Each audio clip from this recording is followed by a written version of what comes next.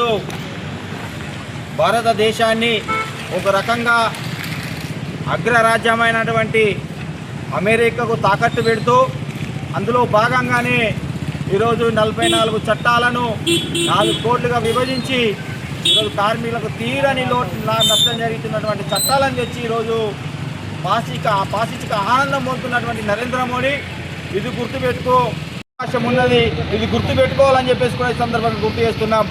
British సామ్రాజ్యాన్ని తరిమి కొట్టినటువంటి భారతదేశ ప్రజలు లౌకిక భారతదేశమైనటువంటి భారతదేశంలోని ఆటలు చెల్లవని చెప్పేసి కూడా ఈ సందర్భంగా గుర్తు చేస్తున్నాం.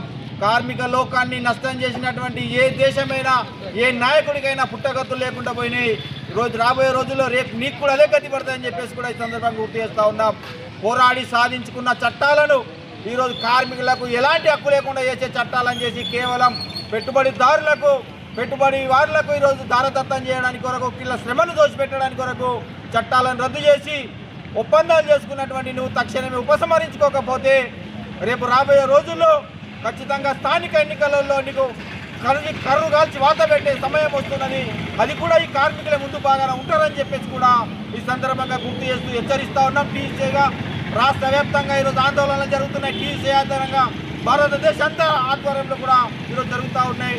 రేపు కనువిప్పు కాకపోతే ఖచ్చితంగా నీకు నష్టం జరిగే అవకాశం ఉంది. ఈ తక్షణమే రద్దు చేసిన చట్టాలను యథావిధిగా కొనసాగించే విధంగా ఈ 4 చట్ట కోడ్లను రద్దు చేయాలని చెప్పేసి కూడా ఈ సందర్భంగా